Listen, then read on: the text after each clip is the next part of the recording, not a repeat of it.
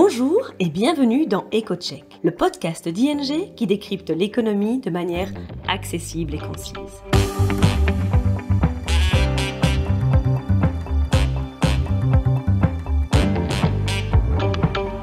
Nos experts économistes se penchent toutes les 2 semaines sur le sujet brûlant de l'actualité et on explique les conséquences économiques et financières pour vous ou votre entreprise.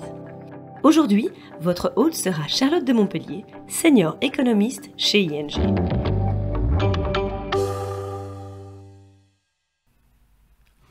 Bonjour. Dans les précédents épisodes de ce podcast, nous avons régulièrement parlé des prix de l'énergie et de l'impact de ceux-ci sur la croissance économique. En fait, 2022 a véritablement été une année record pour l'énergie, mais aussi pour toute une série d'autres matières premières, telles que les produits agricoles, le bois ou le métal. Et le choc sur les prix des matières premières en 2022 a été finalement à l'origine de l'évolution défavorable de la situation économique. Le choc s'est transmis à l'ensemble des prix des biens et des services et a fait exploser l'inflation. En outre, face à la hausse des prix des matières premières, les entreprises et les ménages ont diminué leur consommation, leur production, ce qui a conduit l'économie mondiale au bord de la récession, comme on le voit actuellement. Alors que la fin de cette année 2022, record à tout point de vue, approche, il semble dès lors quand même intéressant de commencer à faire le point et surtout de regarder les perspectives pour les matières premières en 2023. Les prix vont-ils enfin baisser ou bien est-ce qu'on se dirige vers une nouvelle année record? Essayons d'y voir plus clair.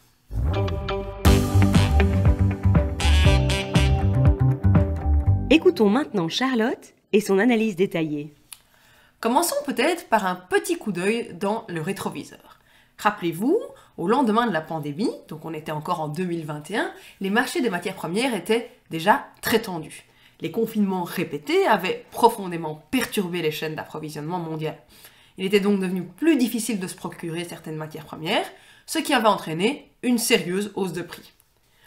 Et finalement, alors que cette situation-là n'était pas du tout réglée, un autre choc est survenu. L'invasion de l'Ukraine par la Russie. Ces deux pays, ce sont d'importants fournisseurs de matières premières, notamment agricoles, ce qui a fait grimper en flèche les prix sur les marchés mondiaux. En outre, on le sait tous maintenant, l'énergie russe est devenue l'arme principale du conflit entre l'Occident et la Russie, ce qui a finalement modifié profondément les flux d'énergie mondiaux. Pour les matières premières, si on regarde dans leur ensemble, c'est clair que la situation a bien évolué depuis le début de la guerre en Ukraine. Alors qu'au début de l'année, il y avait beaucoup de craintes du côté de l'offre du marché, on craignait des pénuries, les préoccupations se sont récemment déplacées vers le côté demande du marché. En fait, la demande est soumise à une forte pression, car l'inflation élevée et la forte augmentation des factures d'énergie érodent le pouvoir d'achat des ménages, des entreprises. En outre, comme on l'avait déjà dit dans d'autres épisodes de ce podcast, de nombreuses banques centrales à travers le monde, dont la Banque centrale européenne en Europe et la Fed aux États-Unis, ont décidé d'augmenter fortement leurs taux d'intérêt pour faire face à l'inflation. Évidemment, en augmentant les taux d'intérêt, elles essayent d'affaiblir l'économie, ce qui, in fine, affaiblit la demande de matières premières. Enfin, par ailleurs, alors que le Covid est passé clairement au second plan de nos préoccupations, il continue de peser lourdement sur l'économie en Chine, le principal consommateur de matières premières au monde. Récemment, le gouvernement chinois a commencé à assouplir sa politique stricte du zéro Covid, mais la Chine fait actuellement face à son plus grand pic de cas positifs depuis le début de la pandémie, ce qui veut dire simplement qu'il y a encore une pression sur la demande du côté chinois.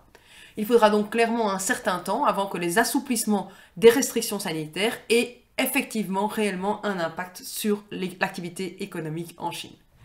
Et puis, comme expliqué dans un précédent épisode du podcast également, le marché immobilier chinois, qui est le plus grand consommateur de matières premières au monde, notamment de métaux, continue également de se débattre avec de nombreux problèmes.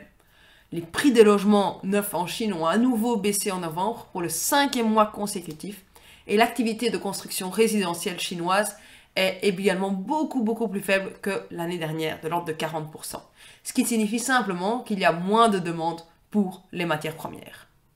À la veille de 2023, c'est donc globalement surtout le ralentissement de la croissance économique mondiale qui inquiète le marché des matières premières. Il est attendu que l'économie européenne tombe en récession dès cet hiver. Il y a aussi des craintes fortes sur l'économie américaine, Tout ça conjugué à la faiblesse persistante de la Chine signifie que la baisse de la demande exercera une pression à la baisse sur le prix de l'ensemble des matières premières au début de l'année 2023, comme au cours des dernières semaines de 2022. Néanmoins, bien que les risques liés à la demande aient finalement le dessus pour le moment, les risques liés à l'offre n'ont pas complètement disparu. Et en fait, ces risques liés à l'offre augmenteront encore en 2023, ce qui pourrait, dans un second temps, pousser les prix à la hausse au cours de l'année 2023.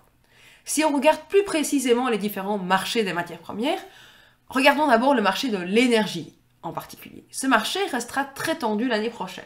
D'abord sur le pétrole, un embargo européen sur le pétrole russe est en place depuis le 5 décembre et il va de pair avec un plafonnement du prix du pétrole russe décidé par les pays membres du G7. En pratique, il ne devrait plus être possible à la Russie de vendre son pétrole à plus de 60 $ le baril. Cela pourrait donc l'inciter à réduire sa production de pétrole, même si à ce stade, peu d'éléments indiquent qu'elle va effectivement le faire, c'est un vrai risque pour l'année prochaine.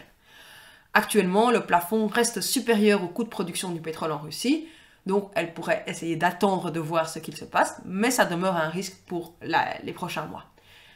Par ailleurs, un peu inquiets finalement de la baisse de la demande, les pays membres de l'OPEP ont décidé en octobre déjà de réduire leur quota de production de pétrole à travers le monde. Tout cela signifie simplement qu'il y aura moins d'offres de pétrole disponibles l'année prochaine et que le marché sera un peu plus tendu. Le prix du baril de pétrole risque donc d'augmenter à nouveau. Du côté du gaz, le marché risque également d'être très tendu l'année prochaine. On le sait tous, le marché européen du gaz naturel a été gravement perturbé cette année, la Russie ayant coupé la majeure partie de son approvisionnement en Europe, ce qui a entraîné une volatilité importante et surtout des prix records, notamment l'été passé. La diminution de la demande et l'augmentation des importations de gaz naturel liquéfié ont réussi à compenser la perte de l'offre russe pour le moment, mais pour la suite, il est probablement beaucoup plus difficile pour l'Union européenne de continuer à se réapprovisionner en gaz, et ce sera notamment un risque pour l'année 2023-2024, l'hiver prochain. La perte de l'approvisionnement russe au total sera plus importante l'année prochaine, et il y a évidemment des limites dans la quantité de gaz naturel liquéfié que peut effectivement attirer l'Europe l'année prochaine, surtout dans le contexte d'une reprise économique en Chine. Par conséquent, la demande de gaz va devoir encore diminuer en 2023 pour passer les mois d'hiver sans problème d'approvisionnement.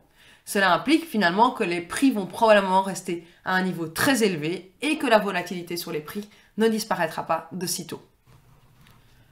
Concernant les métaux, les équilibres sur les marchés semblent un peu plus confortables pour 2023. L'augmentation de l'offre, combinée à une demande plus faible, réduira la pression sur le marché, surtout en début d'année 2023. Toutefois, on s'attend à ce qu'à mesure que l'année avance, les prix augmentent à nouveau quelque peu.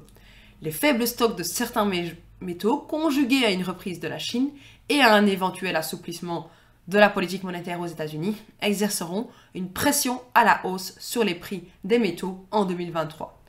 Enfin, pour finir, les prix des produits agricoles, on le sait, ont été impactés de manière significative cette année, et notamment le prix des céréales ont fortement augmenté en raison de l'interruption des exportations ukrainiennes et aussi en raison des conditions météorologiques défavorables dans certaines régions importantes pour la culture. Pour les produits agricoles, la guerre entre la Russie et l'Ukraine reste un risque majeur pour les marchés pour l'année prochaine. Nous pensons que les prix pourraient encore augmenter quelque peu. C'est vrai qu'on voit déjà des premiers signes que la récolte de blé d'hiver sera plus faible dans certaines régions la saison prochaine, tandis qu'on voit également que les rendements des cultures agricoles pourraient fortement souffrir l'année prochaine d'une moindre application d'engrais.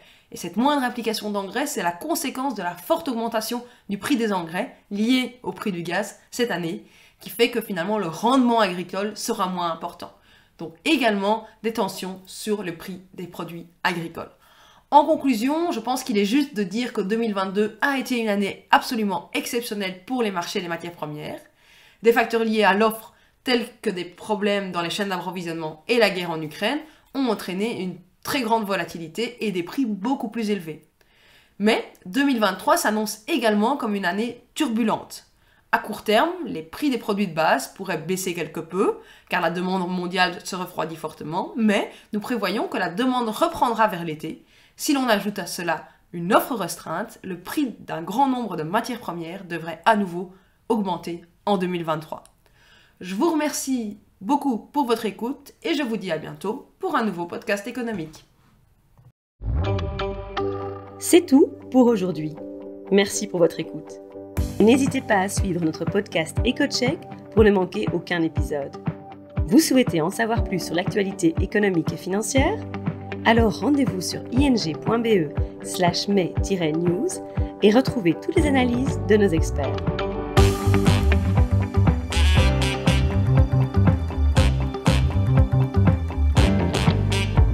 À bientôt dans EcoCheck.